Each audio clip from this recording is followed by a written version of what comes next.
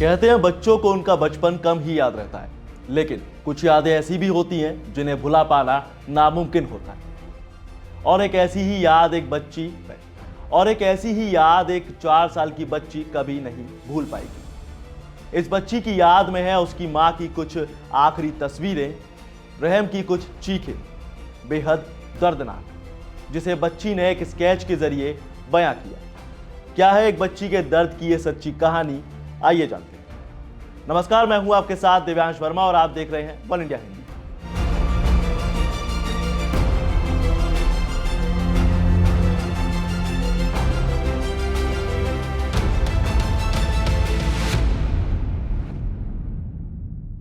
उत्तर प्रदेश के झांसी से एक दिल दहला लेने वाला मामला सामने आया है।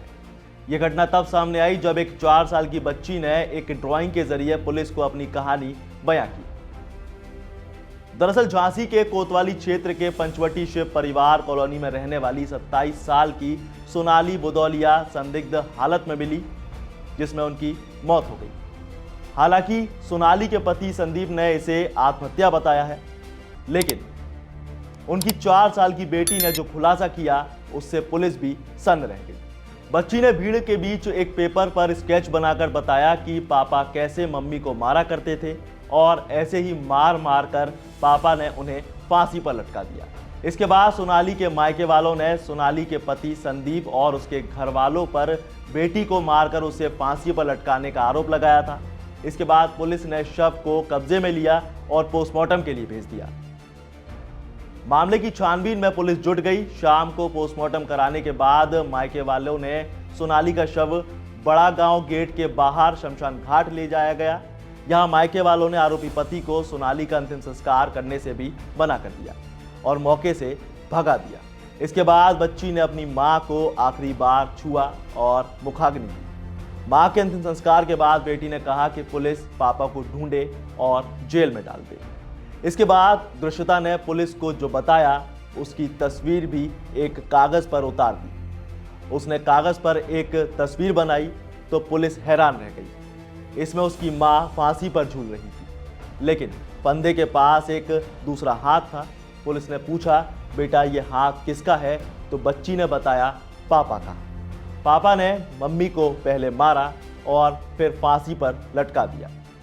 4 साल की मासूम ने यह सब अपनी आंखों से देखा है। यह अपने आप में डरा देने वाली बात है।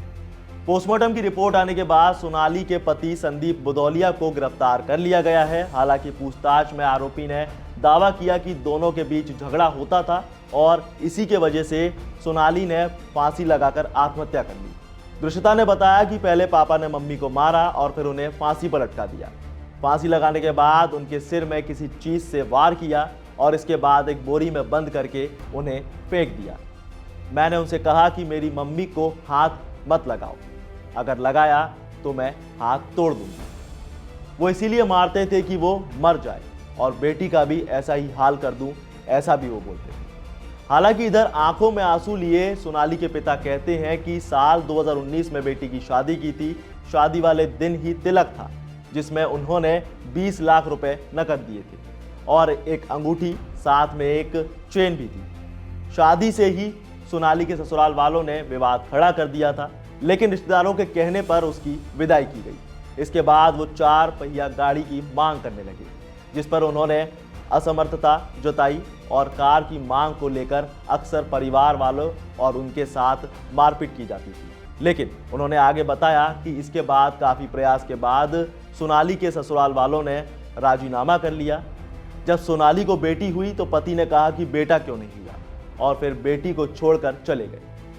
जब हमें पता चला तो वो नर्सिंग होम का पेमेंट करके उसे अपने घर ले गए। इसके बाद सोनाली अपने मामा की किसी शादी में गई थी। यहाँ से पति ने उसे बुला लिया। सुबह उसके पास फ़ोन आया और लड़की की तबीयत खराब हो गई। कुछ देर बाद फिर फ़ोन आया कि सोनाली ने फांसी लगा ली। ये सुनते ही हम यहाँ आ गए और देखा कि बेटी की मौत हो चुकी थी। हालांकि ये कहानी थोड़ी सी पेचीदा जरूर है, लेकिन सच है। फिलहाल इस खबर में बस इतना ही। ज्यादा जानकारी के लिए बने रहिए वन इंडिया हिंदी के साथ और वीडियो को लाइक शेयर कमेंट करना ना भूलें।